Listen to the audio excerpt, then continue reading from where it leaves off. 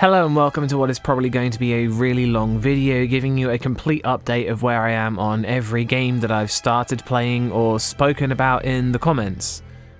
Now, there's lots of reasons why games don't have a video review for them, and to be brutally honest, some of them are completely arbitrary and some are personal, others are technical reasons, and there's even some that are legitimately good in there too. But take into consideration that I'll only say no to covering a game if I really don't want to do the review at all, or I don't think it's a game that needs to be covered. At the end of the day, there's no incentive to push through games that are completely unfun to play, and some games are so obviously not good that you really don't need me to tell you that. So let me start with the good news and we'll move on from there. Halloween 2024 is promising to have a long list of games, some of which I've held off doing for ages and others are brand new. On screen is a big list of the games coming out. There's not much point talking about them since the videos will be ready soon. They're coming out in October and it's looking very much like this list won't change its contents, but the order may reshuffle due to time constraints. You can watch a fair few of them on Patreon already. Now, for a while I've been doing written reviews on Patreon, games like Sallyface, Fierce to Fathom Mind, Bart Lookout, and some smaller games are all on there for you to view, because sometimes it's easier to make a written review than to do a video one. In fact, every time it's easier to do that. Though my reasoning is different each time. Like with Deadly Night and Sallyface, there were just a lot of problems with the recording. Deadly Night was just really dark, and Sallyface's gameplay was just full of random frame rate problems, and it was easier to take screenshots and write a review than play the whole game again and try for ages to figure out why I was getting recording problems.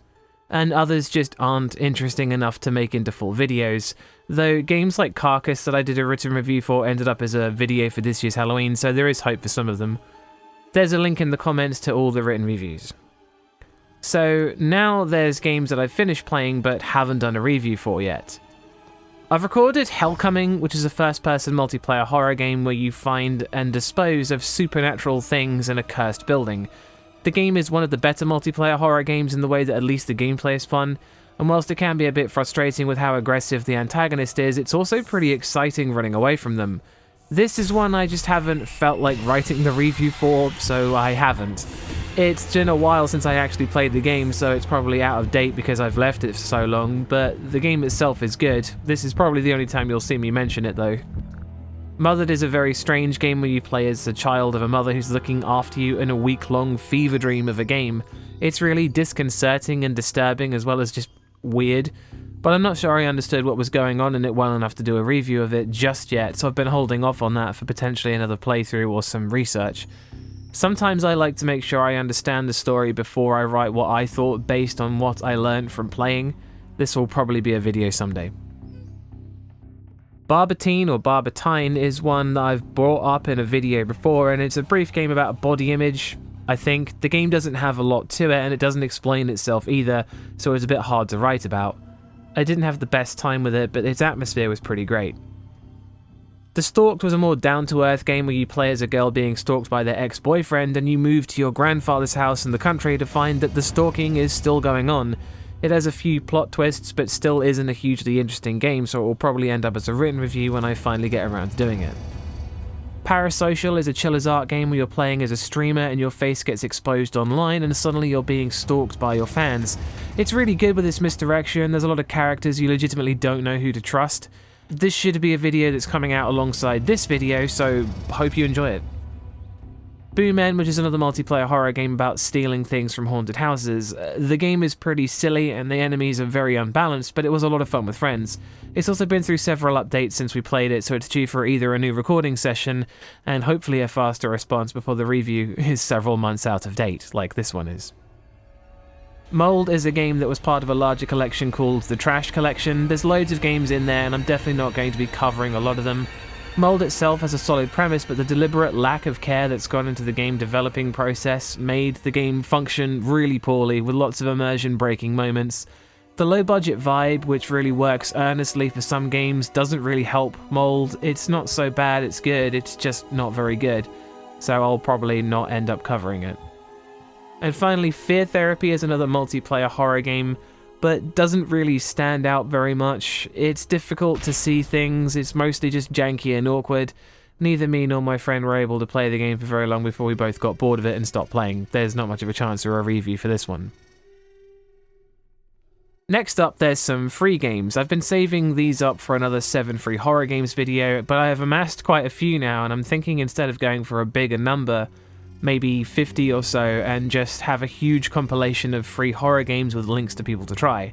I'll only mention some of these briefly. There's Psychopomp, where you play a dungeon crawler as a deranged girl, Impasto, where you slip into the paintings of the famous Spanish artist Francisco Goya, Teleforum, where you play as a film crew trying to figure out what happened on a mysterious tape, Clap Clap, where you've got to house sit in an unsettling neighborhood with a guy who has clapper lights installed, which is the main mechanic, and there's finally Slender, the 8 pages, which doesn't really need any introduction. So far, these have all been pretty good. I have some smaller ones to talk about too when the video comes out, but there's just too many to list them all at the moment, and some are very basic premises. Right, now it's time for the ones that I've started playing and have some footage for, but haven't finished playing. This is going to be the bulk of the video. Before we get started going through them alphabetically, I need to point out that time constraints are really the undoing of some of these games. If I hit a brick wall, if I don't feel like the game is going to be worth making a video on, if the game requires a lot of trial and error, has technical problems, forces me to play it all again, or the game just doesn't seem to be going anywhere, then I'll stop playing. And sometimes I'll just get bored too. A lot of games don't click or present anything compelling in the time I can allocate to play them. I'll normally push through games I don't like just to make a video if I think the video will be worth it. But due to things like Halloween, I have to make some quick decisions on whether I want to cover a game or not, and some of these games take a very long time to get going, and some games just don't get going. So very often there's nothing wrong with any of these, I just don't feel like playing them or find more interest in playing something else that's either shorter, gets to the point faster, or just interests me more personally. So, let's get started. Afterdream is a pixel art, Silent Hill style side-scrolling game that was pretty interesting to start off with, but I only ended up playing it for about 15 minutes before something came up and I had to stop. I like the artwork and the atmosphere was pretty good. It's still waiting for me to get back to playing it, so there'll be a review of that for one day. Akamanto is a essentially Chiller's Arts version of Nun Massacre, but I found the game too open-ended and confusing to make it very far into. I'm not a big fan of games that don't give you much in the way of direction, and being hunted alongside having no idea what you're doing is something I personally find hard to get through. I started it back in 2022, but will probably end up starting it again one day to give it another go. It was frightening, but also pretty janky from what I remember. Alisa is a PlayStation 1 inspired horror game where you explore a mansion full of traps and weird characters. It's probably one of the most unique atmospheres that stays true to the bizarre nature of PlayStation era horror, and it's unsettling too. I started this and got stuck on where to go, put it down, and just haven't come back to it yet. As is the nature of time constraints. I'm very interested in coming back to this one day, but just haven't found the time yet. Amy is a PlayStation 3 game about you taking care of a girl who's immune to the zombie infection, or something, that's going on. The game is famously frustrating and not very good, which is the main reason why I stopped playing and will almost never return. Bendy and the Dark Revival is the sequel to Bendy and the Ink Machine, and it's actually far better than the first game in my opinion. I've started twice due to recording issues with the first recording and got to the same point twice and dropped off both times. The section I'm in just isn't very interesting, but it is large and confusing, and unfortunately the pacing has slowed to the crawl in this specific area. Other than that though, the game is very good and I do want to return to it one day. Clive Barker's Jericho is a first-person shooter where you take control of a bunch of unique, trained soldiers with different weapons and powers by literally possessing them. The game's mechanics are unique, but so far the horror hasn't really been too enthralling, and it's not really pulling me in like the previous game, Clive Barker's Undying. It's taken a while to set me up to play because of issues with Windows 10, and I've been working through it very slowly, but it's not very interesting to me personally, and so it's been very low on the list of games to do. Concluse 2 is a bizarre, almost alien game that follows on from the first game, which I really enjoyed, and was very eager to start Concluse 2, but like the first game, it's deliberately hard to understand, which made parts of it drag, and once again I stopped playing and have yet to return to it. But again, I do plan on returning to it one day. Corpse Party was a really interesting game where you're sucked into the decrepit school that exists below your school and you're confronted by forces you don't understand. The game was spooky and half of the threats were odd and intangible, but it requires you to do very specific things in order to progress, and I ended up replaying the first chapter 3 or 4 times and still couldn't figure out how to move on to chapter 2. I think I would need a guide to figure out what I'm doing wrong to be able to progress with this one. It's time I don't have to fit into this year's schedule, but maybe in the future. Dead Beacon was a game I was really interested to try since it seemed to be like Nightmare of Decay, which back in 2022 was my favourite game I'd played that Halloween. And whilst Dead Beacon is very similar, it's a lot harder, and the game throws you into a lot of scenarios that are hard to get through, with zombies that take a lot of hits in narrow rooms you can't escape from. After an hour or so I wasn't really enjoying it, so I stopped playing and probably won't return to it. Dementium The Ward is a first-person shooter game original for the Nintendo DS that got released on Switch, and it's a clunky game for sure. But it's also pretty spooky and arcadey, and I was hoping to add it to this year's Halloween lineup, but it was just a little too long and there didn't seem to be too much variety in it to include this year, so it's shelved for now. Do Not Open was a random purchase from the PlayStation 5 store, and I found it very slow. It took me 20 minutes to figure out the first puzzle, and by then I was ready to play something else.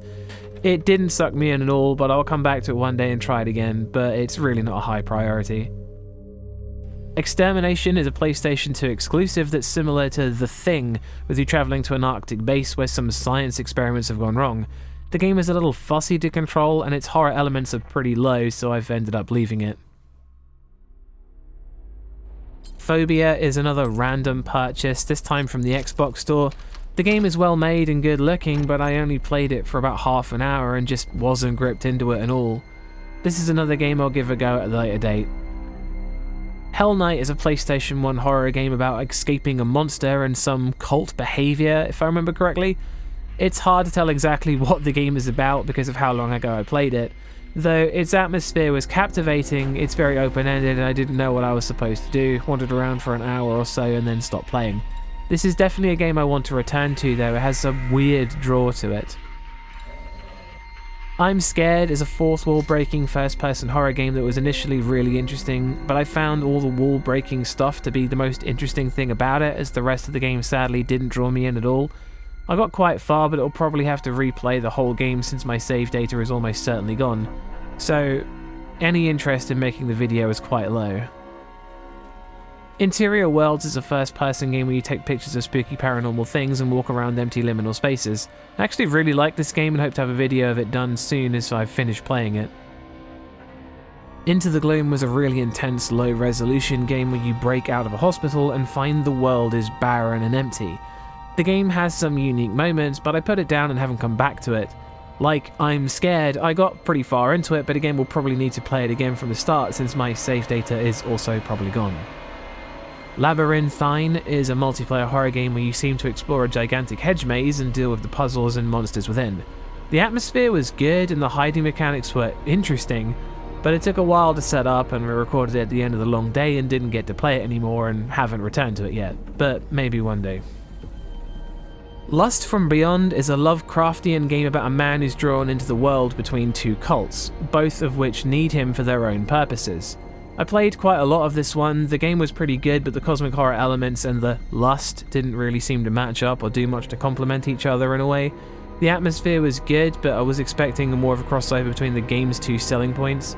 I unfortunately worked my way into a corner in the game and had too low health to get out of a frustrating area with, again, lots of puzzles to finish, but also enemies that will kill me in a single hit.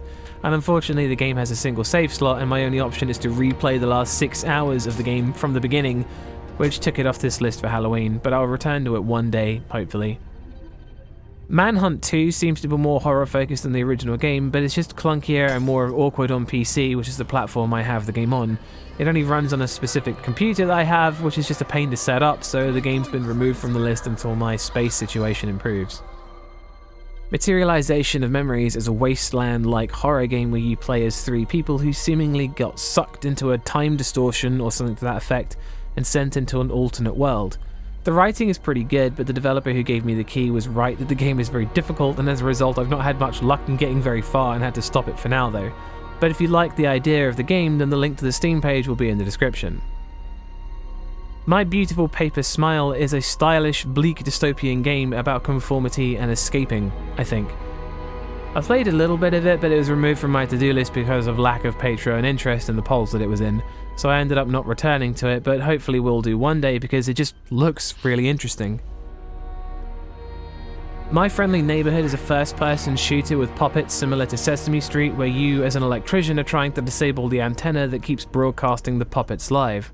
But they don't want you to do that. The game's atmosphere was barely perceptible, and I didn't find the enemies as frightening, so I didn't really choose it for this year's Halloween, and it's been shelved until further notice. Omori is a psychological horror RPG that I started, but all I can really say about it so far is that it's piqued my interest. But the game is very long from what I've heard, and I haven't had time to really start getting into it based on time constraints. Though, one day, as I keep saying. Oxide is yet another random purchase from the PlayStation Store with some bizarre choices, and it's frankly not a very well made game, but it was interesting enough to give it a go, though sadly it'll almost certainly never get a review. Partum Artifex is a game I played briefly about art and escaping a mansion full of traps that you broke into. I don't remember much about the game, barely having spent time playing it, but it's on the table for a game to come back to. Pathologic 2 is a game about returning to your hometown to find that your father has been murdered and everyone suspects you. The dialogue is incredible, though very obtuse. The game is very punishing and extremely long and confusing, which is the main reason why I haven't been allocating time to it, but lots of people want me to cover this, so I'll get to it eventually. Perception is a game where you play as a blind girl, and the concept of using sound as vision is really interesting, but I found the actual sound design and visual aspects of the game to be almost a sensory overload and sensory deprivation at the same time, and was endlessly confused by the environments until I stopped playing. Though I played the game on the original Xbox One, so maybe a smoother experience on Series X will help. Prognostic is a game where you use paranormal apparatus like dowsing rods to figure out crimes. This game is actually really interesting, but its horror aspects are a little confusing. From my experience, nothing really happened at all in the hour I played the game for, but apparently this is abnormal, which leads me to believe there's some random factor to it. At the time, the lack of actual horror caused me to leave the game, though I'd love to return to it next time and see what happens. Pyramis was supposed to be a gift from the developer that I ended up buying myself due to time constraints. It's claimed to be like Penumbra, but it just didn't click with me very much at all, which again led me to put the game down and not return to it, as of yet. Saturnalia is one many people have recommended to me, and its art style is gorgeous. It's a little hard to get a grip of for me, and I find the game itself to not convey its scary moments too well. I've had a few moments with characters saying that they saw something and the camera turns to something but I don't see anything, which just made me feel out of the loop. I've played for about an hour or two of the game and so far I haven't seen anything at all, but again, there's a high demand, so I'll come back to it. Signal Simulator is a game I played for hours on end and really enjoyed the game, but it isn't really a horror game despite having several moments that made me leap out of my skin and inflict paranoia for hours on end, so I ended up deciding not to cover it, though I do want to feature it in a video sometime. Silent Hill Alchemilla is a mod for Half-Life 2 where you explore Alchemilla Hospital. I started playing it, and it's pretty good despite it being hard to see what you can and can't interact with, but due to computer problems I no longer have the game installed and will have to re-download, reinstall and replay it again to get back to where I was, so once again I've shelved it. Someday You'll Return is about a father exploring a forbidden valley or something similar to find his missing daughter, and it's mostly been wandering around. Though the game has gotten more interesting the more I've gotten into it, but it's very scripted and the horror isn't very impactful because of it. I'll probably finish the game at some point and do a review, but not yet. Song of Horror is one I get asked about a lot, where you play a series of characters exploring a spooky house with cosmic horror waiting for you inside. As much as I love cosmic horror, I find the game very, very slow, and my experience with the game has not been the best. My first character died because I didn't check a door. My second character all but committed suicide with a single mistake that I admittedly found really funny. The single mistake that leads to death of a character is not a mechanic I like very much. I don't think the game is bad, but it's just been unable to draw me in, and I've been playing it on and off very sporadically for around 2 years and still haven't finished the first chapter because it just doesn't entice me and punishes me quite severely when I make a mistake. I don't want to say that I'm giving up on Song of Horror, I just don't really enjoy the game very much. Stasis is a point-and-click horror game where you wake up on a seemingly deserted space station and must try to find other people. I like this kind of game but found it pretty obtuse. It's very easy to die and not very easy to figure out what to do and what you can and can't interact with from what I remember, which really made the game drag. I don't really like resorting to guides to finish games, but this feels like one I would really need to use one for in the future. The Bogtavern was a suggestion from a commenter and certainly started off with an interesting concept as a crew of a ship travel a mysterious murky swamp. Its goal was for 2023's Halloween, but since last year's Halloween got cancelled, I dropped the game and have yet to return to it. The Classrooms is one I'm working on currently with some cool ideas, like sound-based interactions with enemies, but also works on a similar premise of running around and finding things with a monster in the area. It's been a bit disappointing so far with none of the things in the trailer happening to me, which has made some sections of the game feel boring. It was a contender for Halloween 2024, but it's still very in early access, which means it's subject to change, and so far it's not lived up to the hype yet. The Coffin of Andy and Laylee is a visual novel where you play as a brother and sister duo who are trapped inside their apartment, starving and alone in a pandemic. The game's writing I find a little off-putting, and it hasn't even started with the game's heavier themes yet. I got so far into it and decided I was going to try and aim for more gameplay heavier games for this year Halloween, so again it's been shelved for now. The Dark Occult was a game I tried briefly where you, as a paranormal investigator, are drawn into a haunted house to expel a ghost, I think. The game is very scripted to begin with, and the opening takes a very long time to complete, and by the end of it I was just too tired to keep playing since the recording session took place very late at night. It seemed okay, but it's hard to judge. The game, like most of these, is still just waiting for me. The Suffering Ties That Bind is the sequel to The Suffering, which is a game I very much enjoyed, and you play as the same character once again escaping a prison. Like the Dark Occult, I didn't play this very much, only a test to see if the game ran okay.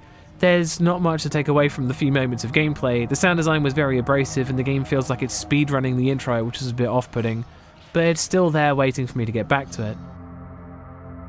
The Tartarus Key is a game I'm still trying to figure out if it's horror or not.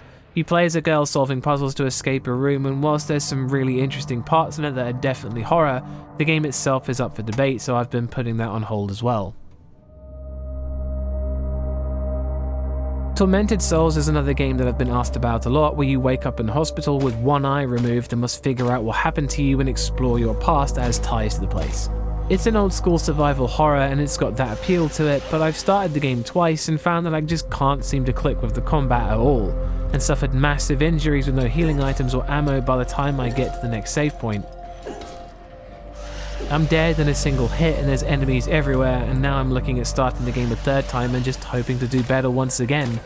I can't seem to get the hang of the combat, which has made the game extremely hard to get through, and at the moment it's not very appealing to try and start the game a third time to hope I can do better, and as a result it's just been shelved until I feel like trying it again. Wick is a first-person game where you explore a swamp and find things whilst holding a candle. From what I remember when I recorded it in 2022, it's pretty arcadey with levels and stuff. The game is enticing enough to try again one day. Yoni is a first-person stealth horror game where you explore an abandoned school after a ritual gone wrong, avoiding shadows and recalling events of the past. The stealth mechanics involve holding your breath to sneak around enemies, but it didn't work very well for my limited time with the game, and I chose to stop playing since it just wasn't very much fun. I'll usually push my way through games I don't like to get to the end if I think it's worth a video, like with Forbidden Siren that's coming up this year and The Evil Within in the past, but when I'm having no fun at all I'll just stop. Remothered Tormented Fathers is a game I bought and tried to play several times but find the intro cutscenes to be quite long and personally uninteresting, and then I found the gameplay frustrating and I just don't like playing it. Stay Out of the House is the same. Though I loved the introduction to that game, the second I got to the house I lost all direction for what I was doing and found items that seemed useless and couldn't figure out how to use any of them with the environment before I was caught multiple times. I have a bad case of struggling to understand what I'm supposed to do in these scenarios, and it really pivots on whether the game gives me something to get started with or it doesn't.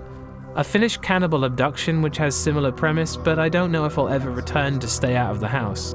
Finally, there's a list of games that I own but haven't really started. Many of these are either just difficult to get started because of platform problems, like the Dreamcast version of Dino Crisis is just a hassle to set up, or the Blair Witch Trilogy, which I can't even get running on any of the computers yet. I try to avoid emulation unless it's the only option. There's a load on Steam and GOG waiting for me to try them, but these things here, as well as games I get with my Patreon money, are basically what's causing me to ignore other games that I've already started. Sometimes it's just far more enticing to try something new than have another go at something that I'm not that into. Really, games are coming out all the time with loads of interesting and terrifying experiences popping up everywhere. Projects and mods and even old games I've never heard of constantly pique my interest, and there's probably a load of my own collection that I'd really enjoy when I can finally give them time. I try my best to cover as many bases as possible, but sometimes it's exhausting. But that's it. This is where I am on every single game I have started, finished, or I'm going to start one day at the time of writing. I'm sorry if a game you've been hoping I cover is one that I said I probably won't do. I'm spoilt for choice and trying not to stress myself out pushing through games that I don't like to make videos. As you can probably tell, it's been a busy 2 years. I lost all my old footage from before 2022 at the end of that year, so many of the things I recorded from years ago have all but vanished, and most of those games are going to require me to retry them. But thank you for your patience, thank you for watching, and a special thank you to the Patrons who not only support the channel and my awful game buying habit, but also allow me to have half of these games to play for you to begin with. The channel would not really be possible without them.